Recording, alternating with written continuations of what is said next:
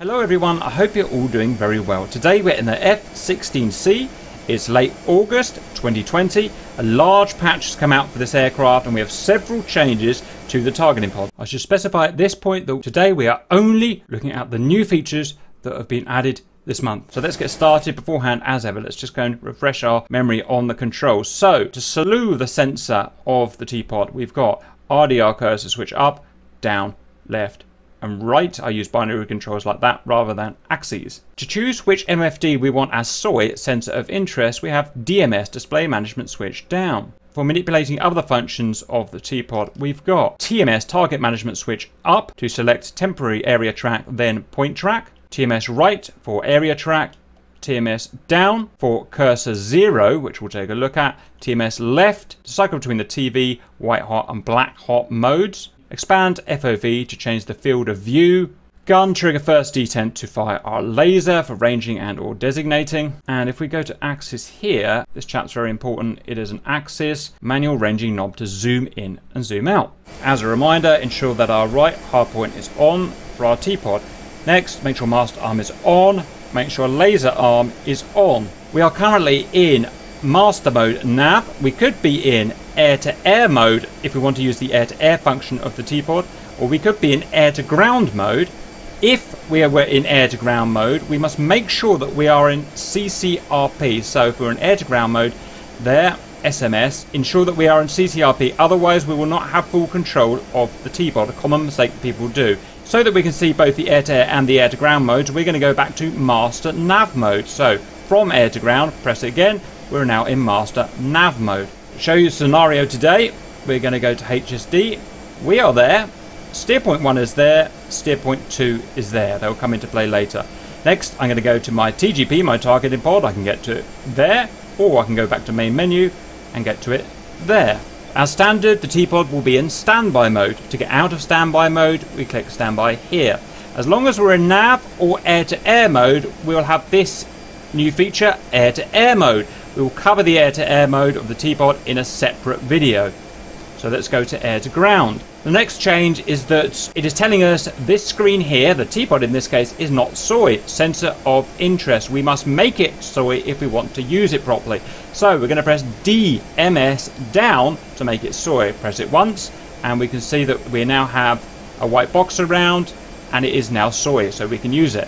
Next change, it now shows, depending where our TPOD is pointing, the lat long and elevation in feet above sea level of where that point is. And if we were to slew around, we can see that changes accordingly. We can then feed that information, for instance, to a artillery site, and we can have artillery come down on that point. We believe that we will have MGRS option as well as lat long in the future. The next change is the north symbol. It's going to be a little bit hard to use, but we've got two symbols on this north. Let me move it to somewhere a bit more useful. What we can say is at that point there on the ground, north is going to be that direction there.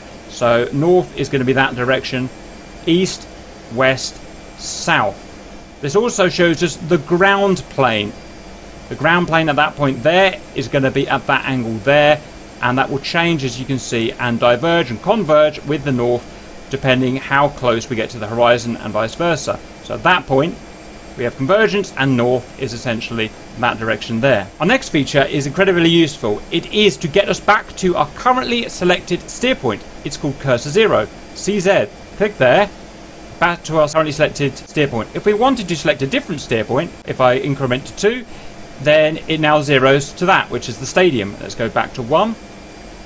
So again, if I move away, I can just zero it to that steer point. If we have zeroed it to a steer point, we can then go to Snowplow Mode. Click Snowplow Mode. This will point the TPOD directly in front of the aircraft and slightly down depending on a selected range. We can see currently that it's neutral in terms of left or right, and the situational awareness cue shows that it's just a few degrees down from directly forward. If I were to unpause and move along, you can see it moves along with the jet. And pause. Snowplow mode is modal. Turn it off, and I'm going to zero the cursor again to the fort. The next updated feature is the timer here. This can represent 3 figures. Firstly, as shown here in seconds and minutes, the time until we reach the currently selected steer point. If we have a weapon and a target selected and we are preparing to drop weapons, then it will show the time until release of the weapon. If we have fired a weapon and the weapon is in the air, then it will show the time until impact.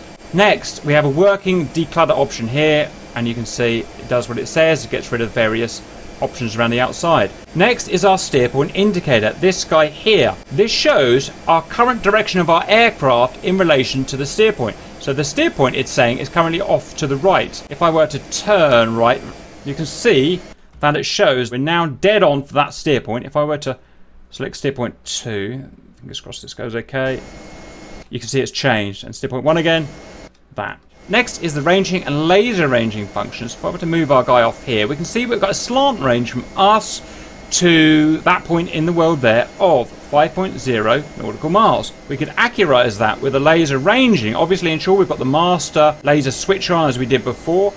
Press and hold trigger first detent. We now get a laser range of 4.8 nautical miles, which is more accurate. Also note, when we designate with the laser, either laser ranging, we get flashing laser and the laser code, the PRF, that we're actually lasing with. Next is our automatic/manual gain control. I believe this is only relevant to our IR, so I'm going to put us on white hot, for instance. Automatic gain control is default, but we could click on that and get manual control, and we can change the gain like thus. And I can put it back to automatic.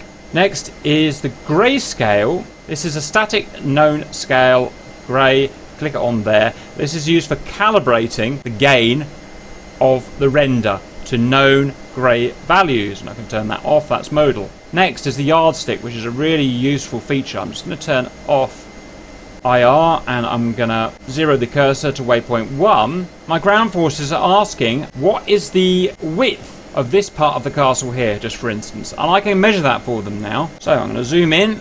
That.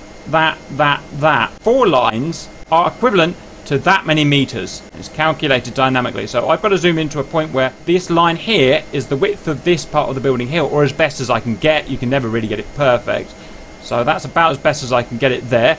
21 meters from there to there. So to there is another, what, 8 or 9 meters. So that's about 30 meters there, or the height of it. I could put my yardstick there. So from there to there is 21 meters. And that again is about 28 meters high. That's how we would use the yardstick for measuring distances. The next and last change that we know of is the designation of the point track has changed slightly. Let's say I want to point track that bit of mountain there. If I press and hold TMS up, it first goes to area track for as long as I'm holding that button. As soon as I let go, it will then go to point track. It's just slightly different to how we had it before. I don't know the reason, but that's just how it is. Now we'll just finish off with saying that the patch notes for this version showed 3 more changes that we cannot find. First, added HSD steer point.